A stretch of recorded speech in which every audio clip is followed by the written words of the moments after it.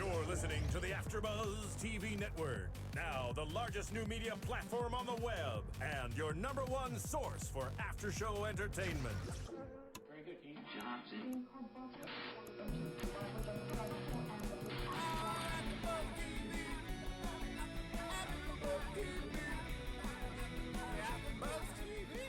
From the AfterBuzz Studios in Los Angeles, California, presented by Maria Menounos and Bing.com, and streaming live thanks to Akamai Technologies, this is AfterBuzz TV's Saturday Night Live After Show. We'll break down tonight's episode and get you all the latest news and gossip. If you'd like to buzz in on tonight's show, you can buzz us at 424-256-1729. That's 424-256-1729. And now, another post-game wrap-up show for your favorite TV show. It's AfterBuzz TV's SNL After Show. Hello. Bing is for doing, and we're doing it up with the AfterBuzz recap for SNL. Our host was Jamie Foxx, musical guest Neo. As always, I'm Philip Molina, and filling in for two hosts today, playing double duty, guest host Eric Voss. Hi, how you doing, everybody? Cool. We're doing good. We're doing good? Everyone here doing good? Doing good? Great. Cool. Check your clipboard. Yeah. Good. Here we go. Cool. All right. Eric is a robot learning how to communicate with people. Cool. So we had Jamie Foxx this episode. Jamie Foxx, a alum of his own sketch show. In Living Color, early 90s sketch show that we all remember. Do you remember it? I wasn't created or built yet, so no, that was before my time. Yeah, I don't think that's your demographic, robot or wasp. In Living Color, I actually did watch like crazy. Keenan Ivory Wayans was the executive producer and host of every episode. A lot of people came out of that. Jim Carrey is out of that. You know the white guy. I know that guy. Yeah. That funny-looking white girl was on that too. But yeah, and then Jamie Foxx. Jamie Foxx wasn't the most popular cast member on that. The other Wayans brothers were very popular. Jim was very popular. Jim had that great fire marshal character on that. But a lot of people just don't remember Jamie Foxx's tenure on it. I think it just wasn't as long. But he had, since then, he kind of had always started out as a comedic performer. I think he was on a couple episodes of Martin. His big thing was dressing in drag and then crossing his eyes, which we saw a little bit of last night. A little bit last night. But now he's starring in the new Quentin Tarantino movie Django Unchained, coming out on Christmas. And that was his starring vehicle that brought him to Saturday Night Live last weekend. Yeah, isn't it interesting that what a shift he's gone? Like, I guess it was around Ray. Was that what it was? That like flipped him into like suddenly potential Academy Award winning actor. What else? He did Collateral around that time. He did Dreamgirls. Oh right. Yeah. So I gotta say, for me, what Saturday Night Live usually does, it's usually you come on there to kind of expose a side of yourself that you're not usually exposed to. So that's how we first discovered how funny Alec Baldwin is. You know, that kind of thing where we were at a time used to him from like Jack Ryan movies or something like that, The Hunt for Red October or something. And then we see, oh wait, this guy is really funny, or he's got a good sense of humor about himself. So Jamie Foxx has kind of gone the opposite way, where he was comedic, then he, has taken this really serious turn, and then we're like, oh yeah, let's remind us of that. And I think this episode failed to do that greatly. Well, I think part of the problem was they gave Jamie Foxx the ball a little bit too much and let him kind of take control of his own sketches. They seemed to write a lot of sketches around him, and each sketch was kind of a starring vehicle for him. Right. And I would say he dropped the ball in a lot of the sketches, and it ended up being kind of awkward. We'll talk about it a little bit later, but just I think his style of performance didn't necessarily fit in with the pacing of SNL. Or really, I mean, the pacing of today, right? Like, just comedy today is it's very sharp, it's clean, but like tightly edited, and that loose kind of physical comedy. Honestly, I mean, it's even been a long time since we've seen Jim Carrey pull it off. So yeah, when he was on the show 2 seasons ago, it was a little awkward for the first part of the show. Yeah, there were some parts that were still fun. And then Jim Carrey has that hilarious lifeguard sketch. Oh yeah. From when he hosted a couple years back that still works well today. But in the meantime, let's remember, if you want to hit us up on iTunes, Let us know what you think of the show. Tell a friend about the show, or just also check out any other AfterBuzz show. There's some really great ones. I am a big fan of the Homeland recaps because I'm a huge fan of Homeland. And our tiny mouth Damian Lewis, is it? What's his name? Damian Lewis, you got it. Yeah. Yeah, I was thinking, is that the singer? But it's not. Yeah, so you should check out iTunes, rate, comment, hit us up in any way, shape, or form if we can make the show better and let you know about it.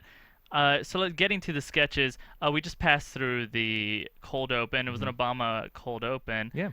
What do you think of Jay's Obama this time? This was the first time we've seen Jay Pharoah's Obama impersonation in like 2 months. It wasn't since the last debate. I think the third debate Now, sketch. how weird is that Yeah. there was an election, if you guys remember? Hopefully. You didn't vote? Robots don't have the right to, so One day. one day. Yeah. But he hasn't been around. I almost wonder if it's like purposely, like they were like, you know what, Jay's not that great of a performer. Let's just take the whole Obama thing out until after the election. I legitimately have claimed this before. I think SNL has, a desire to affect the outcome of the election, and they maybe weren't making the most favorable Obama, so they just kind of like, let's just wait on the election and then. Well, see if we yeah. can pull it off. And I think the rest period actually helped him. I think this was the best we've seen Jay Pharoah's Obama impersonation. His voice was very even. He didn't get caught up in some of the stupid mannerisms that he's been hung up on in the past. It's like, and the hand stuff. He sounded a lot like him tonally. Though I have to say, I loved the concept of the sketch. It was Obama was defending John Boehner, who was being bullied by his fellow GOP Obama congressman. was like the gym teacher, the principal, It's like or the something. father, which I think Right. would really help this concept. SNL in the past has hit on this idea of casting Obama, this running narrative, as the daddy in chief. You got to eat your peas. Casting him as the father figure to Joe Biden, and the other his GOP rivals. And I think this really played nicely as a concept. Unfortunately, the execution of it, I think, was kind of weak, and a lot of it is, although Jay Pharoah has come a long way in terms of his Obama impersonation, I think he still has a ways to go in terms of just his general comedic timing, specifically setting up Bill Hader to just have those punchlines. Well, that's the thing. If you've watched the show, you know that I'm a stickler for delivery and timing. And there were a lot of times where he did have a very good Obama voice, but he stumbled. And I think there was one very clear one where he was about to hand Bill, a joke, and right before he kind of just stuttered on it, and then he tried to recover by making it an Obama stutter, which I'm a huge fan of not doing. And so he did that, and then Bill goes ahead and says his joke and just doesn't land as hard. And viewers might be like, oh, you're being too hard on him. But really, the presentation right before the joke, if your brain goes anywhere else, the focus is gone. You've lost that punchline. So I think, again, this is my thing with Jay. He just doesn't have the performance experience to be able to deliver consistently. That said, this sketch did do something that I've been pushing for a lot. Emotion is funny. So part of why I think Obama still isn't very funny on the show is they don't make him emotional ever. And people say, well, Obama isn't emotional. One, I think that's wrong. I think Obama does talk with emotion. He gets frustrated, especially now after the election. He's He's got taken the cockiness a new version of Obama, and also some aggressiveness. Yeah. If you're watching at all these fiscal cliff negotiations, he's telling people, he's trying to fire up his base a little bit. The angry black man Luther version of Obama, to reference the Key and Peele take. Yeah. Right. Thank God you had a reference for that, and not just reciting, the angry black man that he is. But yeah, he is an emotional person. They're still not doing that on the show, but they gave it to Boehner. And so maybe until he started doing his Frankenstein cry or whatever. Right before that, though, as his voice was starting to crack a little bit as he's describing how the milk was thrown away. Right. I think that's what makes it funny, and this is something I've said a million times. Emotion is funny because it's relatable and seen. It's the whole reason we watch SNL. We watch the host. We want to see them be relatable. We watch these people. No one has ever seen John Boehner cry. He's actually, wait, did he tear up once? He did tear up. At some point. But in the that's speech, just so funny because you understand being a robot when emotion is so far away for people. It's really maybe confounding for you, but relatable for me. Yeah, and I think, honestly, talking about the emotion, I think that would have helped Jay Pharoah's delivery there if he had gotten more angry, more defensive as like a father of a bullied teenager Right. would be. That's wrong. You Yeah. don't do that. Yeah. You know, yeah, definitely. Or even taking away the podium, which they do too much in cold opens, and putting it in a scenario we're seeing like confronting Obama the bullies, confronting the whatever, bullies. making Yeah. him like apologize. Do you have anything to say to him? Right. You know, yeah. Yeah. I can see that a little bit along the lines of the Keenan. What's the Keenan sketch? Like The Scared Straight. kind of thing. Yeah. Yeah, exactly. Just a little bit of that format would have Mhm. worked well. Yeah. That said, by far not the worst cold open of the Oh, no. season. I agree, the best Obama we've gotten from Jay, even though it only partially messed everything up. Yeah. Great. So we're checking out the monologue. If you were watching this and thinking to yourself, wow, this is a lot of like Jamie Foxx making black jokes, I wonder if you also thought, is it really Jamie Foxx making these jokes? I got the impression, Jamie Foxx used to do stand-up. We saw Louis just open with a stand-up set. If Jamie wrote this, no, look at his eyes, look around. Right now he's kind of off screen, but he's not looking at cue cards. When he's talking, he's just looking around. He's either riffing or he's kind of memorized his own jokes. Watch it throughout the episode, too. He isn't going off cue cards as often. I think he really tried to study the script. I think that was a flaw later when he couldn't remember it and then had to find a cue card to remember. I think he tried to memorize it, tried to riff. This did not work for me, but what he's about to do did, and I think it should have been the only part of the monologue, him singing. Well, this was from this point of the episode through Weekend Update. It felt like I was watching an episode of In Living Color. Yes, I have seen some of it.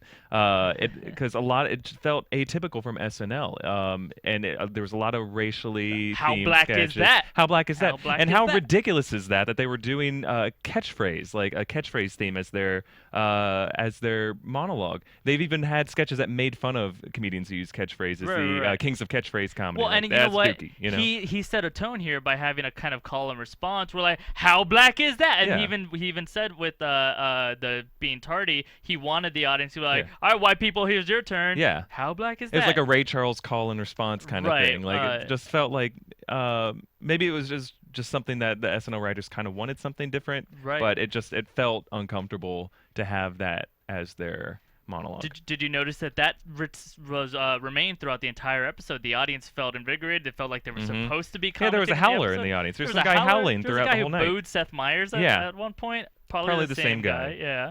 Robot. Stop predicting my thoughts. Great anticipating. So here's just some dancing for no reason. But now when we see the singing, this is Matt Kyle's frustration with the show. How many songs? Musical monologues do you know how that many they do. songs it's been? There's a decimal that I've calculated, but if I were to say it, your brain would stop working. I would think it'd be like 8. Nope. Okay. It's far more complicated. Right. Just a whole dimension I don't understand. So here though, it's the idea that he becomes Denzel-esque when he starts singing. I think that's a clear premise that is interesting because you know what, Jamie Foxx is goofy looking, and you know what, women find him hot, and it's like, why? Oh, because he had 'Cause those he can songs a couple years ago with Kanye and everything. That's interesting to me. The how black is that was kind of hack. Yeah, to it was me. very hacky. So moving on. After this, we had kind of immediately another kind of like, are we watching a Living Color episode? Yeah, another catchphrase-based Right. sketch. So if you want to say the title of it, The catchphrase was, "Bitch, answer the question." right, that's not bad. Right? Yeah. Voice simulators are. Oh wait, all really go. quick. 2 Chainz, by Oh the yes. way. How can we forget? SNL finally acknowledging the demographics it's not hitting. People who know who 2 Chainz is. Mm-hmm. I didn't, but I do now, and I probably lost a good amount of math in my brain because of that. Anyway, yeah, he just looks like a stretched out like Lil Wayne or something. And bitch, answer the question. Mm-hmm. I was nervous, honestly, right away because I was like, man, is this just gonna be this whole episode? And I gotta say, looking at my list, I feel like it was the whole episode. Yeah, it was. The problem with this right off the bat for me is the fact that you have like "bitch" in the title of the game show, of the title of the sketch, and you know it's going to be repeated throughout it. Like, I don't really have a problem with it, but like if you keep repeating it and beating it to the ground, it just makes this sketch feel a little mean and a little aggressive. Right. And that's fine. Like, I'll enjoy that for like the first half of it, but if you keep doing it over and over again, it just feels a little mean-spirited. To reference your calling Obama an angry black man. Referencing Key and Peele bit that they do. Sure. But you've been saying it longer than that. They ran into that a little bit here. A lot of Obama's advisors say you have to be careful being too tough in the debates. You're going to come off as the angry black man that white people are afraid of. So that's literally what they're playing into here. It's just the angry black man that white people are afraid of. That said, you know what? Obama's advisor writes, it's a little awkward to watch that. In the same way it's awkward to watch physical violence be funny after a while. It starts being like, I mean, that person just looks like they're being hurt. Again, I think emotional connection is a big part of comedy. Yeah. And you're emotionally connecting to people who are being yelled at and, like, hurt, especially, like, a lady. You can watch, actually, Jamie acknowledge it when he calls Nassim Pedrad a bitch. And he's like, bitch! And he, like, he didn't want to say it, so you could tell. When it comes to, like, humor is just such a delicate balance, and you don't want to do anything that might turn off anyone, if you can help it. Like, I think you can do it for a little bit, but if you just keep saying the word bitch over and over and over again, you're going to lose some people, and it's going to get tired. I did like some of the jokes in this. I think some of the questions in the game show were just ridiculously bizarre. Like who was the president? Yeah. Right? Like who was the president? It's just a vague question, and I think they had fun with that game, with that pattern in it. But other than that, like the sketch just got really tired and felt a little one note. Yeah, 30 seconds in. I honestly there wasn't a lot of Taryn in this episode, but Bobby Moynihan to me had the delivery of this sketch, like the best delivery we had. Just in that moment, the lead up where he kind of he says like bitch back to Jamie Foxx, and it's like really awkward for a second. Just watch him those moments after that, and he's like sticking his tongue out in a weird way. I'm sorry, I just really didn't. And just like that right there is it was just kind of the only enjoyable moment for me for this. But otherwise, awkward sketch.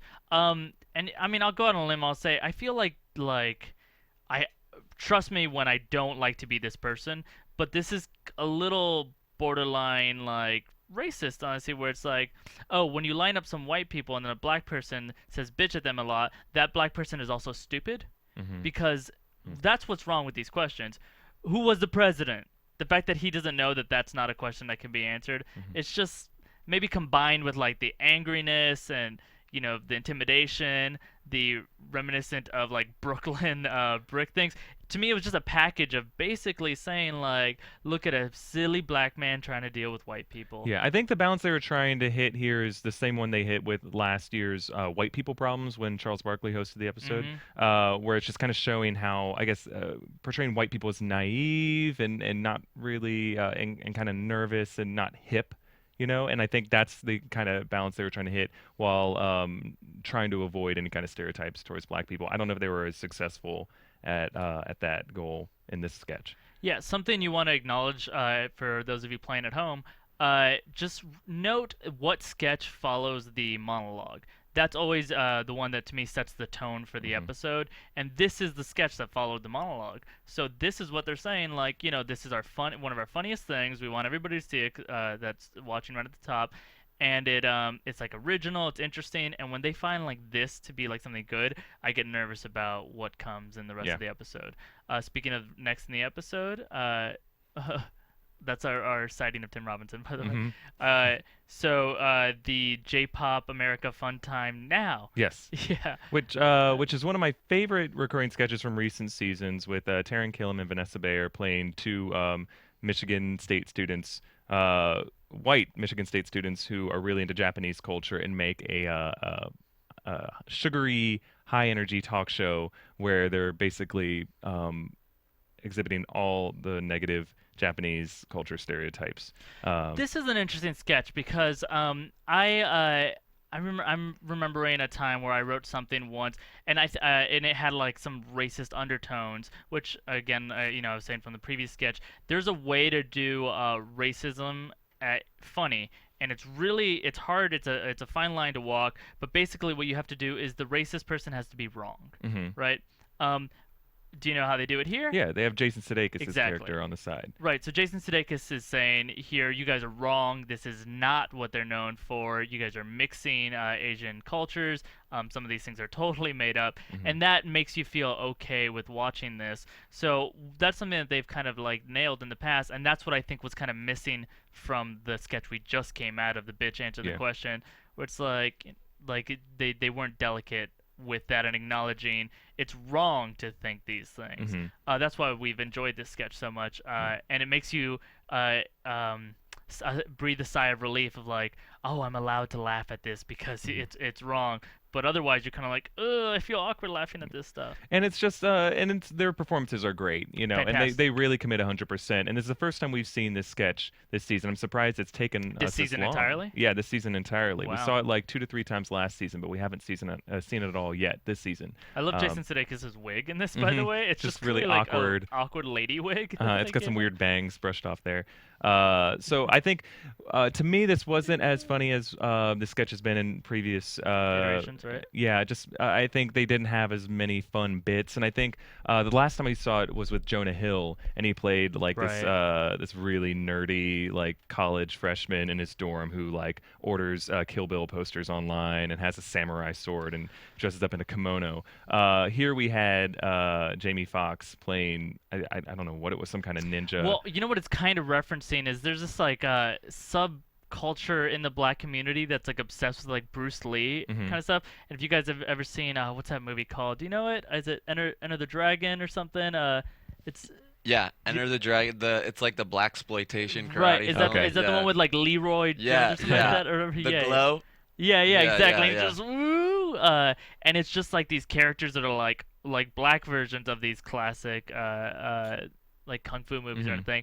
So he's kind of like referencing that a little bit with that look.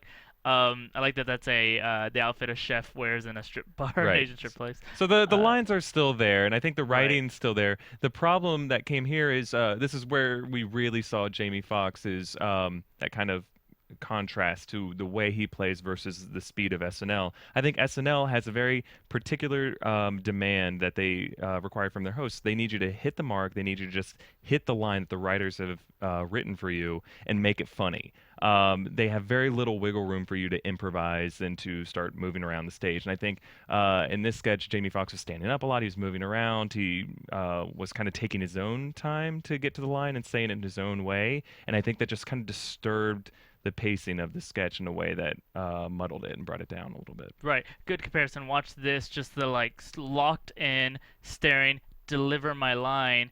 How they all kind of freeze in place. Choice, move. Choice, move. Choice, move.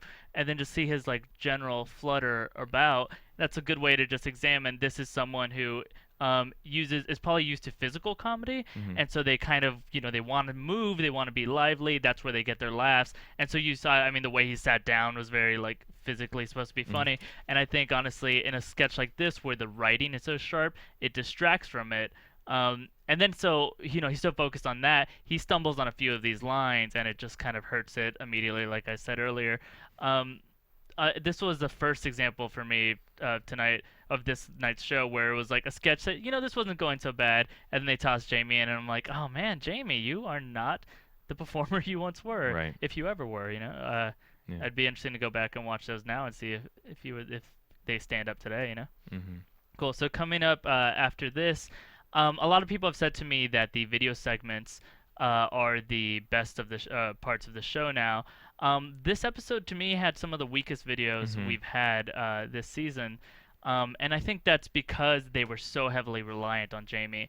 Now, I don't know if I've seen SNL put so much on a host's shoulders as they did with this one sketch right here. This is Tyler Perry making a sequel to Alex Cross, a recent action movie that he made, Alex Cross 2, but they also tossed in a Medea reference, and so they had him play both Medea and Alex Cross in the same Trying thing. to appeal to all of his fans and to try to play Medea and Alex Cross at the same time by literally having a Two-Face style costume. Funny idea. Honestly, I missed Jay Farrow here. I was Yeah. like, I wonder if Jay would have done this better, or Keenan, who's played. Keenan's played Tyler Perry on the right. show before. Alex Cross came out a few months ago. If they really felt strong about this idea, they could have done it weeks ago. But I think at this point they do like they do with all the hosts. They ask them what impressions they can do, what characters They're they can not do. bad impressions. They aren't bad. As far as I can tell, that is what those people sound like. I wonder if maybe I would have laughed more if I'd seen any of these movies. look, I just genuinely haven't watched them, and it seemed like there were a lot of references. Like maybe does Medea look into the audience a lot and acknowledge their existence? She Yes. breaks the fourth wall. So you know that? Yes, that's a big part of it, and I think the impressions were fine. I just think the jokes just didn't really pay off, and the bits weren't really that funny. Yeah. And So I think this is their recurring bit. This thing where the gun control. This is really the only joke they have. Oh, what if Medea wants to shoot him and Alex Cross doesn't? This joke comes back 3 times, never really heightened except for the size of the gun, and then finally at the end where it shoots itself, but we don't see it or anything. These arguments. Look how much is going on this performance. This is the only thing he knows how to do is cross his eyes. That's his old school Let Me Color move. This guy's on camera right now for like 90% of this thing, delivering 99% of the lines. Look, choking himself. This is really hard to pull off for a very experienced sketch performer, which I think they thought Jamie Foxx was. Yeah. And then after this, you can almost hear there's a little awkwardness in the audience of like, wow, videos aren't usually this quiet. Yeah, and I think I think they were relying so much on just that image of having half Medea, half Alex Cross, and the makeup and the wig and the dress, and having him fight with himself, like that idea and that image being funny.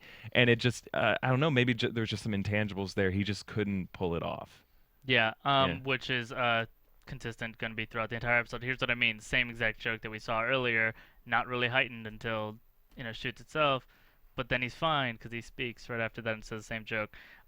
Big letdown for me so far at this point in the episode. I was crying a little bit, eating my bowl of ice cream, not enjoying myself. Following this was probably my favorite segment. Oh, the musical segment. Yeah. Yeah. Normally, I'm not a huge music fan. I know you appreciate all the numbers and formulas that go into There's music. different tones that Are soothing to yes. you. Yeah. But Neo, Let Me Love You song's been on the radio a lot, and actually, this guy's like a badass performer. Yeah. The dancing was fantastic in this.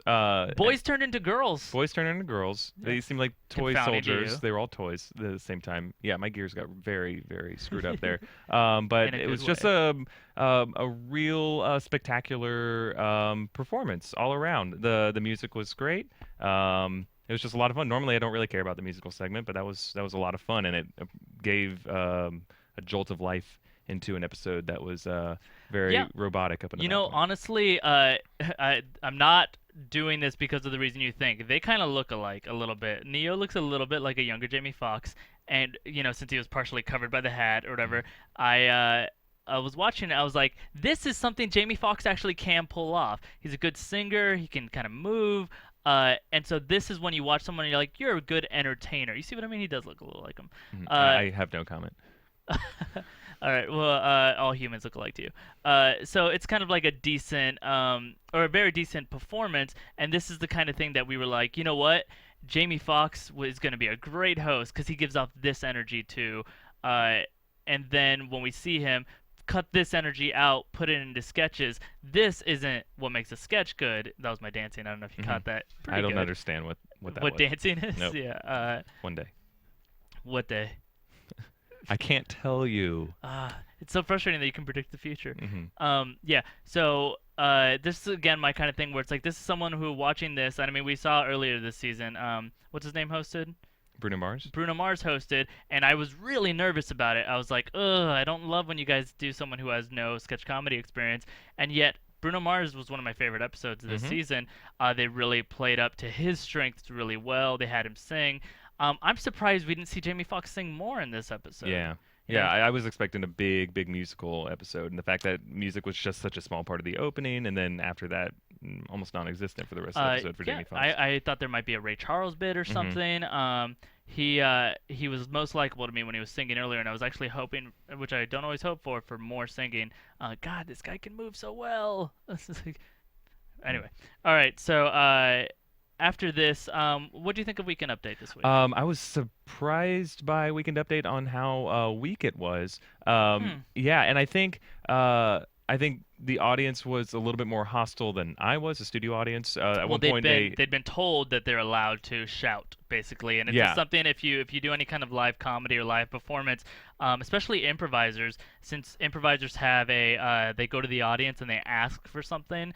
It's kind of well known in improv. If you kind of leave it too long or you ask for too many things, you're going to encourage the audience to continue to shout out. And I've seen many times in shows people have to say like, the audience portion is over. Yeah. No one said that to this audience. This audience was constantly grading every single joke, Yeah. booing, and Yeah, there was I think he opened a can of worms, Jamie Foxx did in that monologue, as you mentioned, and he gave the audience permission to interact and to respond and kind of editorialize their responses. And I think that really hurt Weekend Update because it's really just Seth Meyers in the crowd and the camera. It's Right. not like he has other people's energy to feed off of. When he has other people do desk segments, that's different. But most of the time, when it's just the jokes, he needs that audience response to be there. And at one point, they kind of unfairly booed something. it was a Sandusky was a reference. Which, to Sandusky be fair, reference. come on, SNL. All right, They- we get it. Yeah, and I think at that point it's like, okay, if you want to groan and move on, that's fine. But there was some people who took that extra step and just started booing it and taking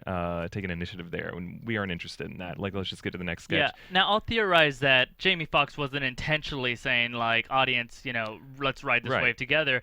I think there are people who, like I was saying earlier, he's this entertainer that feeds off their energy. I want to say he's physically enough, trained well enough where we couldn't see it on him. We could see it in his performance when he'd stumble on lines, but not physically. He wasn't shaking like some other people have. But I think he was nervous, and I think a lot of times it's literally like Superman with the sun, where it's like, oh, I'm getting a little weak, and then just like kind of begging the audience to give me a little something, and then he got a lot of like woo, and then he kind of felt reinvigorated. Yeah. But that's why it happened. I don't think it was on purpose, but I think it affected the show, and it got the people that you don't want to holler. We had some interesting desk segments here with Adie Bryant getting her Mrs. Claus. her sighting as Mrs. Claus. It's kind of a funny concept as Really funny. yeah. I mean, think about like how Santa Claus, as we know him, is 100 years old, 200 years old, or something. So the idea of like Mrs. Claus. How has no one done this joke before? Like, what is Mrs. Claus doing when Yeah. Santa Claus is like out and about? He's unemployed 364 days out of the Right. year. He doesn't know the meaning of manscaping. I love the joke of when he takes off the Santa suit, it looks exactly the same Bertram underneath. Yeah. it's exactly the same. Yeah. Like this kind of thing, just Yeah. straight down Happy Trail. Now this was a great discovery of just Adie Bryant's delivery. Watch her neck for the rest of the season. Whenever she's got a little like, she does a little bit of this whenever she's like being flirty. And she's just like, I don't know, she's a little firecracker, and like Yeah. I love seeing so much of her. And this is like the perfect role for her. Like, kind of sexual Mrs. Claus is exactly nailing the role she should play. I wish she had more. What's great is later on when they do Main Justice and she gets to be that Southern Belle type.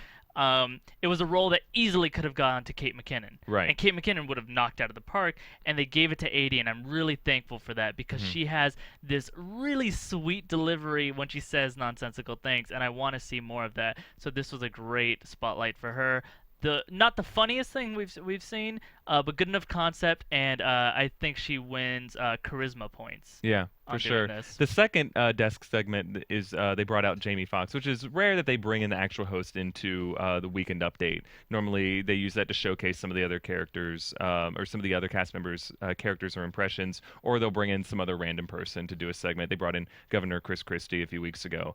So the fact that they bring in the host to do his own long segment that took up a huge portion of the Weekend Update segment, playing a spurned ding dong who's frustrated that the Twinkie is getting all the attention now that Hostess has gone bankrupt. Right. Now, compare this to the opening monologue. This is another moment. It's also happened in the Good Nights. These are the moments where Jamie Foxx is looking to the crowd, and the crowd is his scene partner. And these were the most frustrating moments of the show for me, because he needs their energy, he needs their love. The jokes don't all land, so then he kind of tries to ham it up, or he improvises a little bit in these. He breaks kind of better in one part. That frustrated me on the one hand. Just deliver the lines. If it lands, it lands. If it doesn't, move on. He got them to do the like sing along kind of thing. And we even saw him standing up just a second ago. Catches- The camera awkwardly had to move up. That's a Right. perfect example. Jay Farrow did that a lot in his first season. Right. He would stand up and just didn't understand that you have to just freeze and just deliver your lines. And just those camera movements are distracting to the audience. Right. They take them out of it. There's a good rule in comedy where the laughs come after the punctuation, Mhm. right? This idea that if you say something that deserves a laugh, but you don't put a period on the end of that, you put an ellipses and you kind of trail off a little bit, there's never going to be the laugh there, and you're going to feel worse and worse about it, and you're going to continue to do it. But had you just, delivered your line, punchline, period, spot for a laugh right there in that blank space, or dead air as it's called when you're doing a podcast. But there's where you get your laugh. These people, I guess Jamie just doesn't remember that or something. So he just feels nervous when he does that. Jay Farrell has that. The other side that really annoyed me about this, it's like, why is it another black joke? Yeah. It didn't need to be, and then it just increasingly, I was really trying not to call it that. I was like, it's not that much. He's just really ghetto. He's becoming more ghetto, and it's like he starts referencing his chocolateness, and my brother from another batter, and it's like, oh, why? It had nothing to do with that. It's just another candy talking about how the Twinkie is favored. Very frustrating for me. We'll talk about it a little bit more later in our special segment. But the race of the host should not dictate the content so strongly as it did this episode. Oof. But a highlight for you, I know, this next sketch. Yeah, which is it's another game show, which I'd like to compare this one to the game show earlier in the sketch, the Bitch Answer the Question. This is Dylan McDermott or Dermot Mc... Nope. No. Yeah. Fail to compute. Dermot Mulroney. I was doing fine. I said You said Dermot. Mick. I said Dermot, and then you said nope. Never mind. Dermot Mulroney. Play it back. Play it back. And so just playing on that idea that these two specific actors have similar complicated names, and no one can really tell them apart. What's funny is they don't look that much alike, although they did a good job of lining up the eyebrows on this thing right here. It's just a fun play on word. Just to say their names together is kind of like a rural juror, kind of fun, like mouth tongue twister there. And this is something to where if you compare this to Bitch Answer the Question, it's literally to swap out the races of the host of the game show and the contestants of the game show. But I think this one is a more specific idea and something that doesn't necessarily play on one singular stereotype without balancing it out and making it okay to laugh at this. Well, and again, this is something that people do experience. I have a friend who can't distinguish between Kevin Kline and Kevin Spacey, which pretty different actors. Yeah, but people do mix them up all the time. Yeah, there was a time where they would mix them up. But then he started to he like secretly revealed to me later. He's like, honestly, when I was thinking Kevin Kline, I meant Matthew Broderick. And I was like, wait, now this is getting like so expanded to the roles of just like white men who have played gay at some point or something. Are the ones he mixes up. But it's interesting, this does happen. Now here's the way because I'm really hammering it in today. What's is this sketch if you flip the races, right? If it's two black guys that a bunch of white people can't tell apart, is that okay sketch to do? Well, I don't necessarily think it's linked to the fact that it's a race thing. They do have the three black guys do it, but I think it's and they do kind of do that at the end of the sketch, and they They'll say recognize the difference between those actors. They're gonna have three white girls from Alaska have to guess who the difference is. Who were the two? I know what they've been in. I don't remember their names. Yeah, it was Jaimon Hansu and someone else, and they all knew the difference, but they're like, oh, I know that one. I know that one. So they did kind of do that at the end, right? And so they have to do a different sketch, but it's not as bad because I think in that specific thing, it wasn't necessarily just some generic white actors or some generic black actors. It's specific ones who have specific complicated names, and that's the joke wouldn't work if it was Morgan Freeman and Denzel Washington. No, I think that's why they got away with it, but I think you're kidding yourself a little bit if you don't think the joke here is that these two guys are kind of similar. We bet black people can't tell them apart, because why else would they do three black guys doing it? It's because of that. And the reason though it's okay is because it's not saying that black people are stupid or don't understand. It's not playing a stereotype. It's just saying that like these are these two generic actors who aren't really A-list people who have these kind of similar specific names.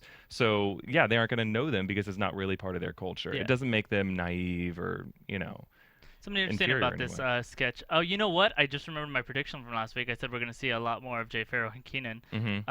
So maybe I already was biased coming into this episode. Durble McDillett is probably the funniest name this season. I nominated for that. But Jay actually doesn't have much of a role in this sketch too. Yeah, which is it's kind of mostly interesting. Keenan and Jamie and Bill Hader. And Bill Hader has a lot of fun stuff where he turns to the side and then he even gets confused. Yeah, with he's who the like person is. maniacal too Yeah. in this. You notice like he's He's like smiling. so Yeah, pleased. he's Yeah. trying to mess with them. Like yeah. this is impossible. He's Yeah. just so happy. Yeah. So the sketch started to me. I'm gonna say it was too little, too late, but this was the turnaround for the show where they started doing a decent job. This I actually did as a kid. Used to get confused when I would watch my best friend's wedding. I was like, why is he gay now? I thought Right. it was the same actor. Yeah. for part of it. But yeah, so it started it, and I know you really like the next sketch a lot. So for you, maybe this episode was one back for you. I'm sorry? Was this episode one back for you by the second half? Oh, of yeah, it? one back. Yeah, I think so, yeah. Most of the time in SNL sketches, you have the first half of the show, they put all their strong material, and they put their sketches they aren't as confident about in the second half. And this was another episode, just like I think Anne Hathaway's episode was the same thing, where you see a lot of great sketches in the second half of the episode. And I think the next sketch was Main Justice. Main Justice. Another very particular, specific premise, but I just really thought it was a lot of fun. It was one of these TV shows. Oh wait, you know what? We're actually skipping over. Oh, we're skipping over another short film. Oh which yeah, I'm kind of glad we were skipping over. yeah, This did not work for me. Tree Pimps. This is Tree Pimps. What they Yeah. did here is they started this precedent with Sad Mouse in the Bruno Mars Mm-hmm. episode. Sad Mouse was a very strange but artistic short film that a lot of people said SNL had no business doing, but I loved that they went for. Yeah, they're trying to play up the variety show format and have something that's just a different flavor, a different thing that they're going to have in A the different lineup. speed too. Yeah, yeah. Right. Uh, Variety. It provides constant just variety in this show Mm-hmm. of a variety show. So this was supposed to be almost like an HBO documentary, like Mm-hmm. highlighting these people's lives, and it's hard for them to shift from being actual pimps of prostitutes to pimps of trees. Yeah. The game got a little muddled once where well, actually, it was just the fact that it repeated a kind of weird take on it, because they have Fred Armisen in a second treat the tree like it is a woman by making out with it, but then later they have the pimp They have the pimp humping humping it. it. Yeah, and that's something to where it's like they weren't really clear with the pattern. I think they just sacrificed the pattern of the sketch or the clear game of the sketch, which was this guy is whoring Christmas trees out as if they were prostitutes. So there should be Right. another absurd world version of what you do with the tree. Which is like like make it put on an Yeah. outfit, make it turn for you, all of that. But and it then was if you want to do that once, like at the end of the sketch, someone's just yeah. humping it. I get that. Right. That's fine. That's because that is kind of a funny image. But the fact that you do it twice and the fact that Keenan is doing it, it breaks the game of it, and we're taken out of it. It Right, makes because it then he's like, "Is confusing. that what he was hiring these trees out for the whole time?" Yeah. I know that we sound like sticklers there, but that's kind of a lot of sketches are based on the idea of game, and it's you make a promise to the audience of here's the unusual thing, this unusual idea that trees are being treated as if they need to be pimped out.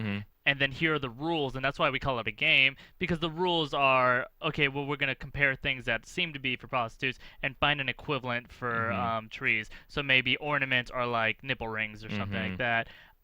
But then they break the rules when it's like, oh, also you have sex with the trees. Yeah. So I know it sounds nitpicky, but it's again one of those things where when you feel like the focus got lost a little bit, you just inherently laugh a little less. Yeah. Not to mention that this character wasn't particularly funny. Yeah. Jamie Foxx's rival pimp. Yeah. I think and I was a little disappointed because this was a sketch where it reminded me of Sad Mouse. It's like, okay, it hasn't been a great show so far, but they're going to have a change of pace here with a short film in the middle of it, and the fact that the game of it was unclear, it just kind of fell apart.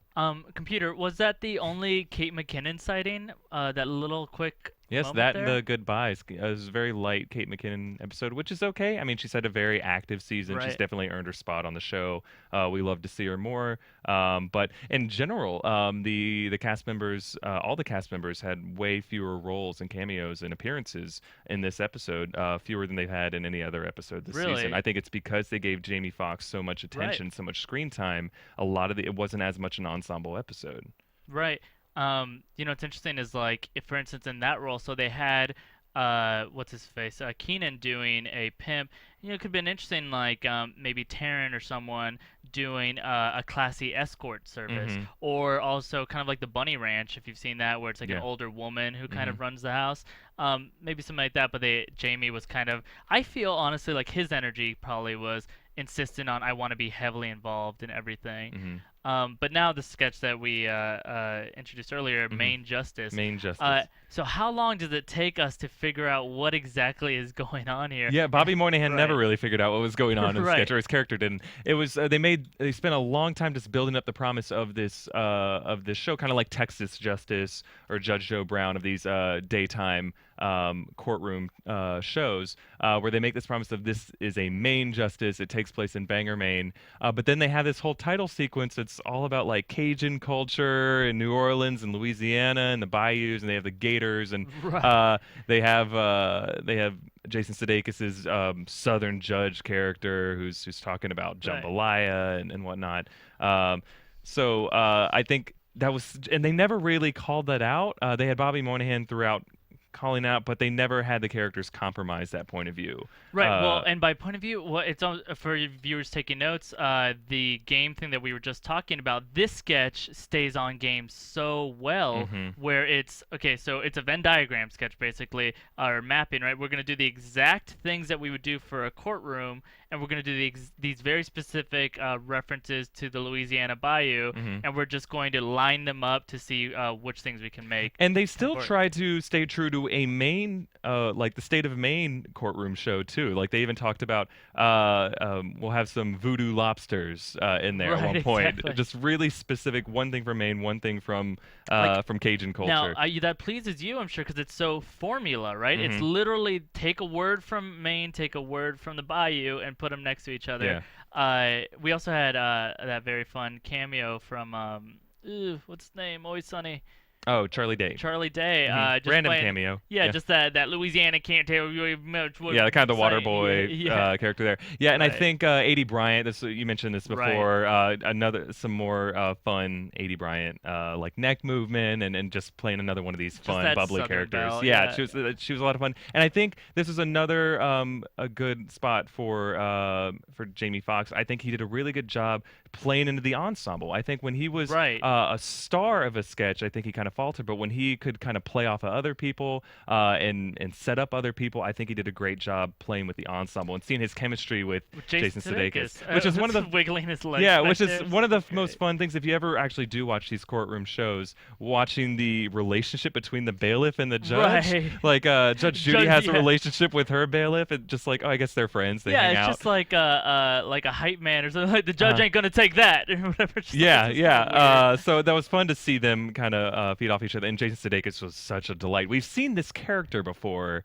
in a completely different sketch. With the desk. or The whatever, potato right. trip with Will Forte when he was it was one of the Right. most bizarre 10-to-1 end of the show sketches from the past few years, where Will Forte was interviewing Jason Sudeikis to work for NASA, to get a job at NASA, and there then was he a left the potato room and he chip. said, I have potato chips, don't eat these potato chips, and then left the room. Anne Hathaway was or it might have been Taylor Swift was in that episode, and Jason Sudeikis ate it and they made him spit it back out. It was one of the weirdest sketches, but one of the funniest sketches, and Jason Sudeikis had literally the same makeup, the same facial hair, and the same voice It's like in the it. Colonel Sanders. It was a Colonel Sanders, right. the Southern kind of aristocrat kind of figure. And I'm Right. wondering, I've had this theory that since there's been rumors that Jason Sudeikis might be on his Right. way out of the show, and I think in these past few episodes of this first half of the season 38, Sudeikis has been going back and playing some of his favorite characters and having them reemerge. Well, in this some was him in some like sketches. rolling around in it. Like Mhm. I guarantee you that is not how he played it in dress rehearsal, or, Right, or yeah, yeah. like or even before that. He went for it so much, climbing over. He climbed it. up and kicking his feet Yeah, back, just talking about the like, jambalaya. Yeah. So delighted. Yeah.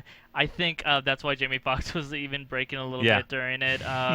And just in general though, like this was one of my favorite Sudeikis moments Yeah. this season.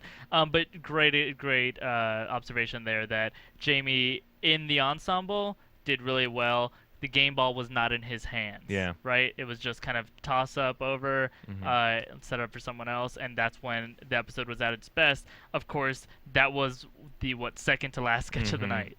And it brings us to the last sketch of the night, which I think was the best sketch of the night, the 10 to 1 slot, 10 minutes to 1 a.m., often where they put the kind of weirdest idea, or the riskiest idea. But I think it was the strongest sketch. It was, how do you pronounce it? The Swarovski crystals. Or if you're them, Swarovski crystals. Crystals. There were two, Vanessa Bayer and Cecily Strong played former porn stars or porn actresses. Right. Who, there's a very specific idea. It comes across, the format of it is as an infomercial where you have these two beautiful women who are trying to sell you these crystals, fake diamonds, but they're just really out of it. They seem kind of brain dead a little bit. Right. But then as the sketch goes on, it's revealed that they were just porn stars who were on the set of one of their porn films and had their costume crystals that they were wearing as diamonds on earrings and necklaces and bracelets, and liked them so much that they decided to make an infomercial, thinking that if they make this infomercial, they'll be given more crystals. Right, it's the most Makes no complicated sense. premise. Even Yeah. at one point, they even refer like, "Oh, right, the plan," which you never hear in the middle of an infomercial. Right, and they try to Right. wink at the camera. Uh, But what's funny about this is just the weird lines that they're saying to try to pitch this. So this sketch is an example of two peas in a pod, Mhm. right? We just have these two characters who are exactly the same, literally saying every line together, which is its own kind of joke that's not Right. acknowledged. Like, a lot of people think that's like a really good way to present things, is we say them in unison. So I think they were making fun of those kind of videos.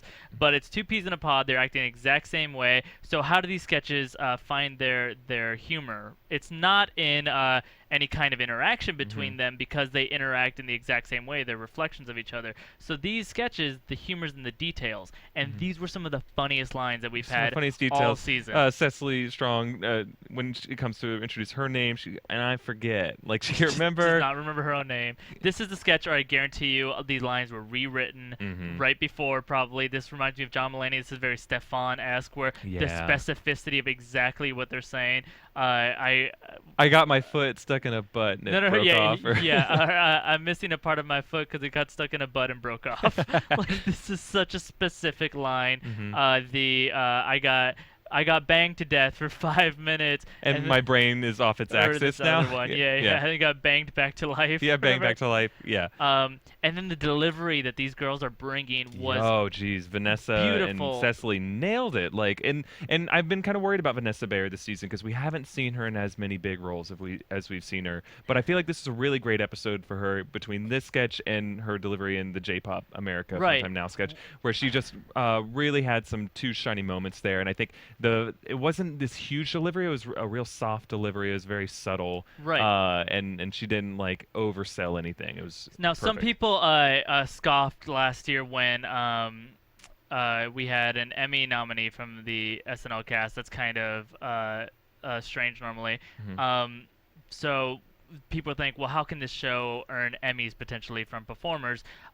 Watch Vanessa Bayer's performance in this. She is an amazing actress throughout. So how many layers are going on to this, right? It's Swarovski Crystal's infomercial. It's two former porn stars, and then the whole infomercial was created by them in order to get free Swarovski crystals. Now go back, rewatch this sketch, and watch her performance, and she is playing all of those roles at Yeah. once, where she's slutty, she's on drugs, she's into crystals, and she's also clearly the ringleader, because she's the one that's Yeah. kind of like, no, we can't do any porn, whatever. Yeah, and it's just a testament to Vanessa Bayer and Cecily Strong and all the women of the cast, how their acting talent and how great they are. And I think that's lost a lot of times. You think it's just like the sketches themselves, but they really, in addition to just playing these characters, they can their delivery is really nuanced.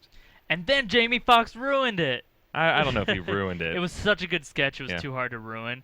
But, I mean, we literally saw, he actually came in once. He had his little recurring gag where he's coming in at the wrong time. And I found it funny. But once they put him literally front and center, because he stood in front of them and just right in center of camera, this sketch was being nailed so perfectly. And then he stumbles on his lines. And then he winks at the audience, really. He does wink. He mugs a little bit when he breaks, and he's trying to be like, whoops, kind of do that, Right. that thing. And I don't know. I forgive it because it's still such a good sketch, and he I know, still but tries to keep it together. I hate that when I go to share this sketch, it's going to taint it a little bit Yeah. because it was such a good one. It was going to be like a classic, Mhm. and then instead it's a sketch where he behaves a little strangely. Yeah. I just wish he hadn't been part of it. Yeah, Honestly. still the highlight of the night. Oh, by Yeah. far. Yeah. If That you and the first musical number, I would say. Yeah.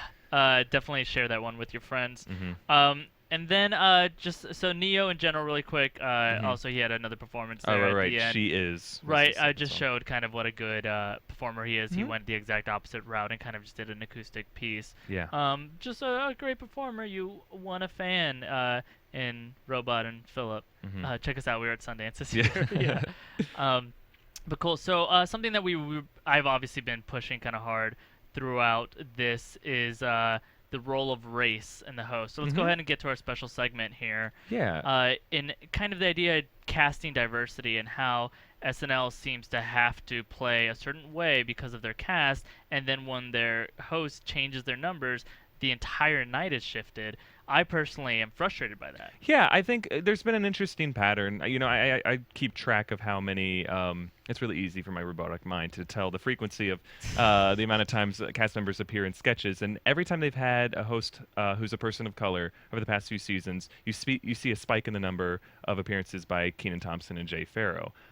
Even years when they weren't on the show. Even years when they weren't on the show, Right. you'd see them in the background or pictures of them hanging on Freeze the wall. frame, and it's really weird. They're like just stuck Yeah. back there. So when Charles Barkley and Maya Rudolph hosted last season, and when Bruno Mars hosted this season, you see a spike in the number of sketches compared to the weeks before and after that host appeared. And I think what's happening is it's not like the hosts are coming in there and telling Lorne Michaels, "Hey, you got to get my brothers in a sketch." I think what's happening is the writers are My brothers? my brothers. Are They're not literally you didn't have to brothers, right? call that out, but I think what's happening are the writers are feeling liberated by the fact that we have a host who's a black person or a person of color, and now they feel like this obligation that they have to address some racial issues in their sketches. I see. I disagree. I don't think they think, oh well, we got a black guy. I think it's we've been wanting to. There's certain sketch ideas we can't really do, and then depending on the host, whether or not they want to play that up. Right. I think Jamie Foxx. How black is that? Jamie Foxx probably was like, yes, more of this. Well, and the host has a bigger role in selecting the sketches than a lot Right. of people think. He goes in with Lorne Michaels right after dress rehearsal, and they put It's together their the call. runner. It's It's the his two- call. So right. he may just be picking some of the sketches that he thinks are funnier, and those may end up having more roles for the black members of the cast. And I think what I disagree with that notion too. Of they feel that they need to do that. They should do that. The SNL writers should be looking for excuses to do to address racial issues year round. Like it shouldn't Right. matter who the host is. I think there have been some good examples of that this season when they had the. It wasn't necessarily a racial issue per se, but when they did the iPhone 5 sketch earlier this season, where they had the tech bloggers who were complaining about the iPhone 5 and how it wasn't up to their standards, and then they said, "No, let's interview the people who manufactured the iPhone 5," and they had the people who worked in the Chinese Foxconn So factory. there they did something that they do every once in a while when they want to acknowledge race at a time when they don't have someone they can play it. They kind of had people bend race. Yeah, and they have enough. They have two black cast members. They have Nassim Pedrad, who's from Iranian black. descent, but she's Right. from Iranian Right, descent. right, She can play different races. Fred Armisen has proven he can. I mean, it may be a mean, little he- awkward sometimes, but For can 4 play. years he bent. Yeah, his and he his can. Gender. Yeah, his Gender too, yeah. honestly, because he even did that this yeah, he's had a episode, few but yeah. moments like that. So I think they have they have the talent to be able to do those kind of sketches whenever they need to. So there's really no excuse just to kind of put that only in the episodes when they have a host who's a person of color. And secondly, people aren't tuning in to a Jamie Foxx episode to see a bunch of race sketches. They're tuning in to see Jamie Foxx be funny, and they're tuning in to see, as always, SNL do some funny sketches. And that's what it comes down to at the end of the day. Make the funnier sketches take the priority, not necessarily Right. what the theme of it is. So do you think they should cast differently at all from their main performers just to kind of keep their numbers even so they don't have to rely on waiting for a host of color? Well, I think there are a few gaps missing in the current Such as? cast. They don't have a black woman right now. They've never had an Asian cast member. They had that Asian guy in that sketch earlier this year. Yeah. the undecided Undecided voter, voter. sketch, and it threw everyone off. It's like, who's that? Yeah, I've never who seen is that on guy? SNL. Why, and then everyone started thinking, well, why don't they have an Asian cast member? I don't know if it's necessarily hurt SNL. You have a lot of people complain about SNL. It's like, well, I'm not going to watch it because it's not diverse enough. I don't really care so long as it's funny. But there are some instances, the fact that they can't do Michelle Obama sketches unless Maya Rudolph is on the show. Happens to be in town, right? And they can't do. They have to have Fred Armisen be an Asian person, which he can kind of pull it off. But I mean, every once in a while they do have these sketch ideas that I'm sure they want to do, but they can't pull it off. Like when they had Maya Rudolph on the show, they had that great Cosby Obama sketch where she played Michelle Obama as Mrs. Huxtable, and they were able to do the Maya Angelou prank show sketch, which is so great. They should be able to have someone who can do that year round. I mean, it is kind of a problem when you have a sketch ensemble. It's not just like a normal comedy team or an improv ensemble. There are expectations on SNL, the way they do it, the fact that they try to have someone look as much like the president and celebrities and sound like them as possible. You need to have a diverse cast. I know you're not a huge fan of stunt cameos, but I think honestly that's one way around it. If you don't have someone that can play that role, go call in a favor and just get like a fun celebrity actor to come in and play that like role. a John Hamm or Right, like a 'cause they friend need of more the white show. guys. But, Yeah, yeah, you know what I exactly. mean. John Hamm could do a great Michelle Obama, but I just mean in general, go ahead and reach out. I mean, imagine if they brought in someone from Key and Peele or something to play a role, or just anyone who kind of looks what they need. Bobby Lee was famously on Mad TV, like played. I don't know, famously, but Well, he attempted. Anyway, he's available, I'm sure.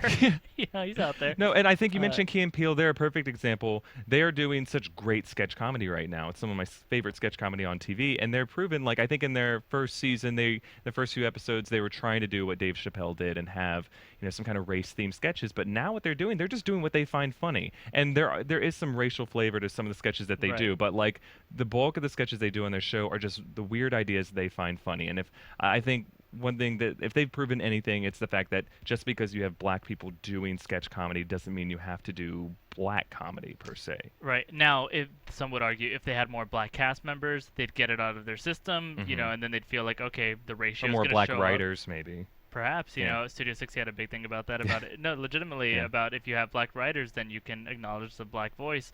Otherwise, you're just faking it. Right. Right. Well, I don't think I think it's a difficult problem to solve, race and comedy and bending all of it. And everyone's still so damn sensitive to all that crap. But they're doing their best, so I don't get mad at them for it. But I'm not happy when it's this. I did not like this episode. It just needs to be funny. That's all it is at the end of the day. Like you can get away with anything so long as it's funny, so long as that idea at its core makes it worth it. And it just didn't happen enough times this episode. So let's go ahead and get into some. Well, you see the future, but let's go ahead and talk about it with our predictions. This is next week. Well, of course, next week. Your AfterBuzz TV predictions. Of course. Go ahead, Robot. Next week we have our Christmas episode, our final episode of 2012, hosted by Martin Short. And musical guest Paul McCartney, two veterans to the SNL stage. Martin Short was a cast member for one season in the 80s. A lot of people don't remember that, but he's been a recurring host. He's one of the most frequent hosts, probably about 5 or 6 times, I think. Really? And I know you like the idea of former SNL cast members being common hosts. Yeah, I try to pitch to people that I think they should just do one season that's just like a highlight reel and just have every episode hosted by a former cast member. Just have your your Will Ferrell episode, then Amy Poehler, and then have a Tina Fey episode, Jimmy Fallon, and then get to some of the older guys. Maybe have Dan Aykroyd come back. Right. I think that'd be like Bill Murray, of course. I think he'd be great. But obviously we can't do that too much. Right. So what are you people predicting? got movies to promote. Martin Short is great, and I think one thing that's great about Martin Short is the fact that he was only on the show for one season, so he knows the ins and outs of it. He's hosted it plenty of times. He's comfortable. We aren't going to see him be awkward. He knows how to hit his mark. He knows the SNL pacing. But we aren't going to be burdened by some of his recurring characters because he doesn't have a whole lot of I think we'll see one maybe. I We wouldn't might be see surprised. one. Maybe Ed Grimley.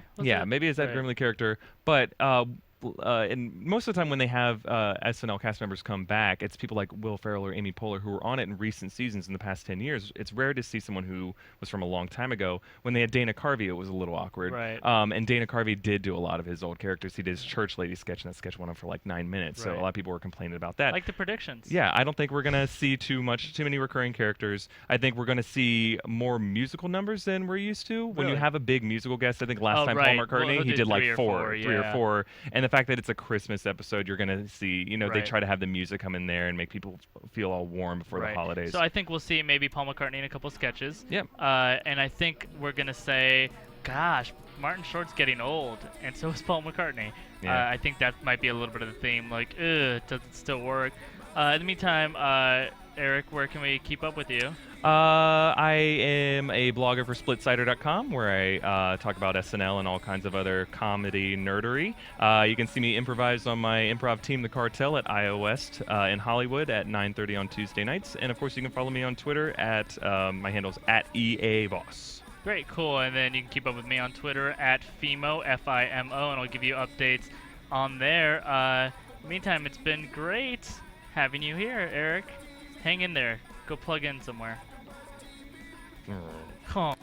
From Bing.com, executive producers Maria Menounos, Kevin Undergaro, Phil Svitek, and the entire AfterBuzz TV staff, we would like to thank you for listening to the AfterBuzz TV network. To watch or listen to other after shows and post comments or questions, be sure to visit AfterBuzzTV.com. I'm Sir Richard Wentworth, and this has been a presentation of AfterBuzz TV. The views expressed herein are those of the hosts only and do not necessarily reflect the views of AfterBuzz TV or its owners or principals.